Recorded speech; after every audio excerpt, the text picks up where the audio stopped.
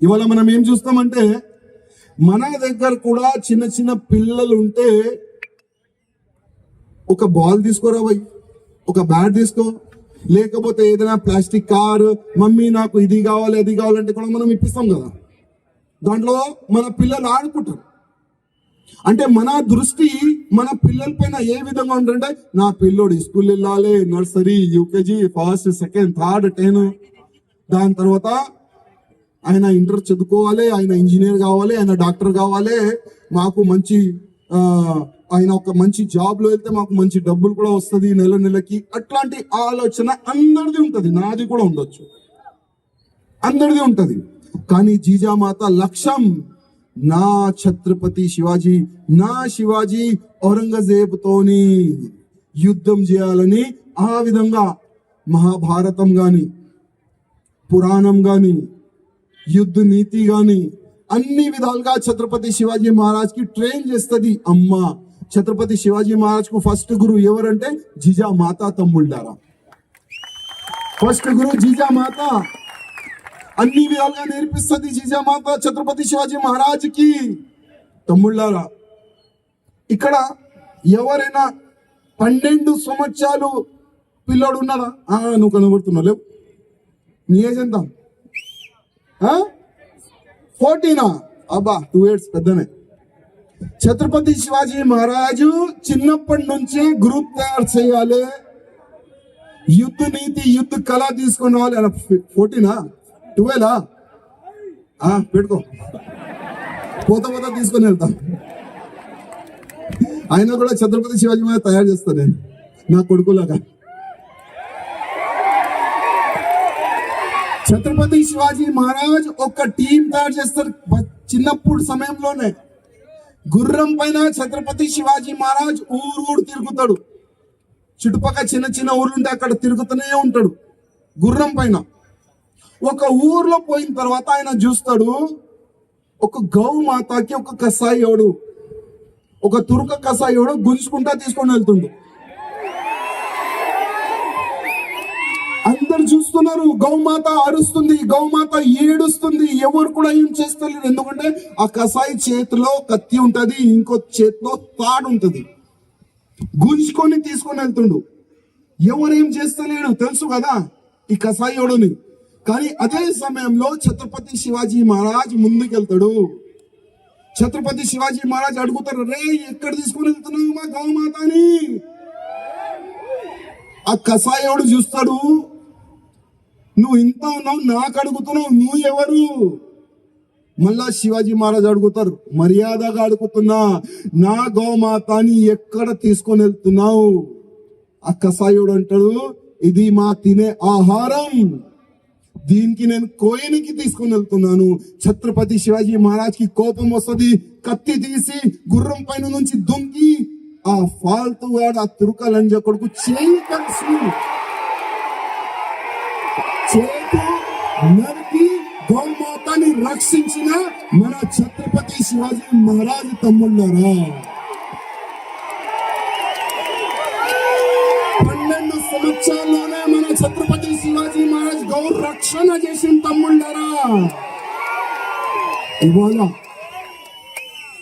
ఇవాళ కూడా చాలా మంది మా హిందూ వాహిని కార్యకర్తలు గాని, వేరే వేరే ఆర్గనైజేషన్ కార్యకర్తలు గాని గౌ రక్షణ గురించి పనిచేస్తున్నారు. ఎంత అదృష్టం తెలుసా మీకు? గౌమాతని కాపాడాలంటే చాలా అదృష్టం ఉండాలి తమ్ముళ్ళారు. ఒక్కప్పుడు మా జేబులో 100 రూపాయలు కూడా లేకుండే. ఒక్కప్పుడు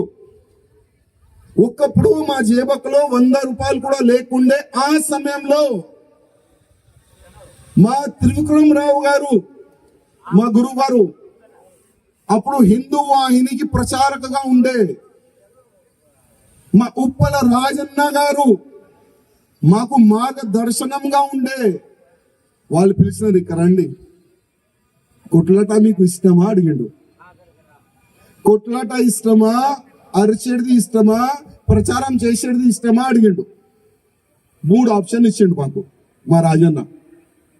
నేనన్నా, భయ్యా ఇది అరవాలంటే మాత్రం కాదు, ప్రచారం అయితే అస్సలు కాదు, ఈ కసాయోళ్ళకి కొట్టాలంటే అవి రెడీ. ఈ కసాయోళ్ళకి కొట్టాలంటే అవి రెడీ. ఓకే అంటే నీకు కొట్లాడ కావాలి, అవు అన్న కావాలి. నీ టీం ఉందా అడిగాడు. ఉంది కదా. ఎవరెవరు ఉన్నారు? మా గోవర్ధన్ అన్న ఉన్నాడు, మా నరసింహన్న ఉన్నాడు, మా మనోహర్ అన్న ఉన్నాడు, మా భరత్ రెడ్డి గారు ఉన్నారు. ఓకే, ఒక 10 మంది టీం ఉంది కదా. ఉంది. ఓకే, నేను ఒక అంబాసిడర్ కార్ ఇస్తా, పెట్రోల్ వేసి ఇస్తా, కానీ భోజనం మీరు తినుకోవాలి. మంచిదన్నా.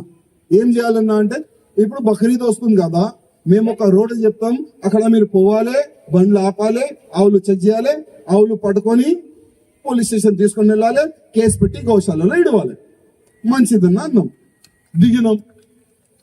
దిగిన తర్వాత ఇప్పుడు ఒకటే పూటకి మాకు డబ్బులు ఉండే, ఒకటే పూట తినాలి. మొత్తం 24 అవర్స్ గౌరక్షణ గురించి నిలబడాలి రోడ్డు పైన. అప్పుడు బండి పట్టుకోవాలి, పోలీస్ స్టేషన్ తీసుకుని వెళ్ళాలి. మళ్ళీ పోలీసు వాళ్ళు మాట వినాలి. మేము మళ్ళీ పోలీసు వాళ్ళు డైలాగ్ వినండి. మీరు ఎవర్రా? మీరు పోలీసా? ఈ ఆవులని పట్టుకొని తీసుకుని వస్తున్నారు, మాకు వేరే పని లేదా? మాకు హుసూలీకి వెళ్ళాలి, మాకు అక్కడెక్కడ చాలా డబ్బులు కనెక్షన్కి వెళ్ళాలి.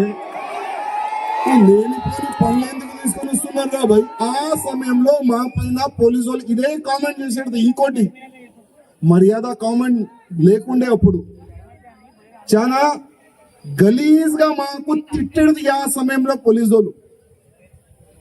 కొన్ని పోలీస్ స్టేషన్లు అయితే ఫస్ట్ మాకు కొట్టేది పోలీసు వాళ్ళు.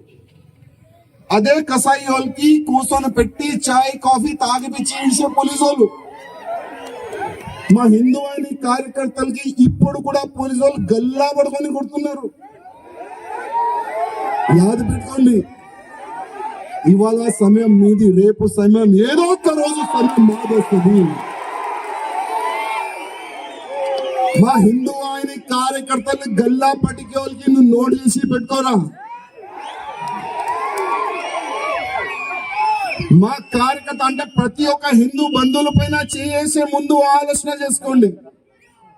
ఇవాళ మీ ఇంట్లో భోజనం వస్తుందంటే ఈ కార్యకర్తల వల్లనే. మీకు నెల సాలరీ పడుతుందంటే ఈ హిందువుల వల్లనే. ట్యాక్స్ ఎవరు కడతారు? నల్ బిల్ ఎవరు కడతారు? ఈ లైట్ బిల్ అన్ని కదా మనమే కదా. దాని నుంచి అందరికి సాలరీ పోతుంది. కొట్టే అధికారం ఎవరికి ఉండదు. కానీ దురదృష్టం మన లీడర్లకి చేత కాదు. మన లీడర్లు ఏ విధంగా తయారైనారంటే నాకెందుకురా భయ్ కదా. మన లీడర్లు ఎట్లా తయారైపోయినారు? నాకెందుకు అన్నా, గౌరక్షణ చేస్తున్నామన్నా, పోలీసు వాళ్ళు ఆపేసినారన్నా, కొద్దిగా వస్తారంటే ఎవరికి చెప్పిపోయినావురా భయ్? ఎవరికి అడిగి చెప్పినవరా భయ్? నేనేం చేయాలి? ఉండు మాట్లాడతా. ఆయన మాట్లాడాలన్నా, ఎందుకంటే ఆయనకి గౌరక్షణ ఓట్లు వద్దు, ఆవులకి కోశోలు ఓటు కావాలి వీళ్ళకి. అట్లాంటి లీడర్లు తయారవుతున్నా. అందుకోసం నేను ప్రతి ఒక్క కార్యకర్తకి రిక్వెస్ట్ చేస్తున్నా, లైఫ్ లో ఎప్పుడైనా రాజకీయంలో రాకండి, ఎప్పుడు కూడా రాజకీయంలో రాకండి. కానీ ఎట్లాంటి నేతలను మీరు తయారు చేస్తారంటే లీడర్లు ఎట్లా ఉండాలి? అరే నేను చెప్తా కదా, నేను చెప్తా ఎట్లా. లీడర్లు ఎట్లా ఉండాలంటే ప్రతి ఒక్క హిందూ కార్యకర్తకి బలం ఇచ్చే ఎట్లాంటి లీడర్ కావాలి.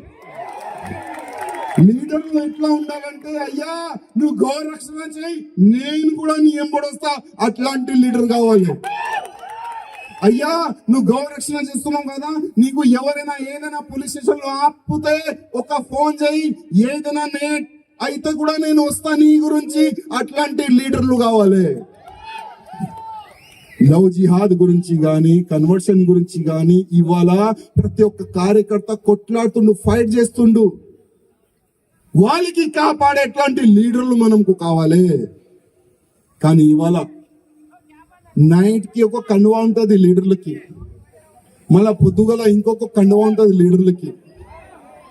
ఇప్పుడు వేరే కండువా వేసుకుంటే హిందూ ముస్లిమ్స్ బాయ్ స్లోగన్ ఇస్తాడు ఆయన. అదే మళ్ళా ఆ పార్టీ వాళ్ళు టికెట్ ఇవ్వకపోతే మళ్ళా ఆ ఆరెంజ్ పార్టీ అంటే కాషాయం పార్టీలో వచ్చి కాషాయం జెండా వేసుకొని కాషాయ కండువా వేసుకొని జై శ్రీరామ్ అంటే డూప్లికేట్ లీడర్ అంటారు దానికి. అది ఒరిజినల్ లీడర్ కాదు, ఎప్పుడైనా యాద పెడుకో, అది డూప్లికేట్ లీడర్ అంటారు. అట్లాంటి డూప్లికేట్ లీడర్ అవసరమా మనకు? అవసరమా? నెక్స్ట్ ఎన్నికల్లో ఏదైనా లీడర్ ఉంటే ఫస్ట్ అయితే ఫేస్బుక్ లో, ట్విట్టర్ లో, అన్ని దాంట్లో మీరు ఒక వైరల్ చేయండి. ప్రత్యేకంగా మీరే వీడియో తయారు చేసి పెట్టండి. శాత కాని లీడర్లు మాకు అవసరం లేదు. వరంగల్లో ఉన్న హిందువులని కాపాడే ఎట్లాంటి లీడర్లు మాకు కావాలి. స్టార్ట్ చేయండి, ఏమైతుంది చూద్దాం.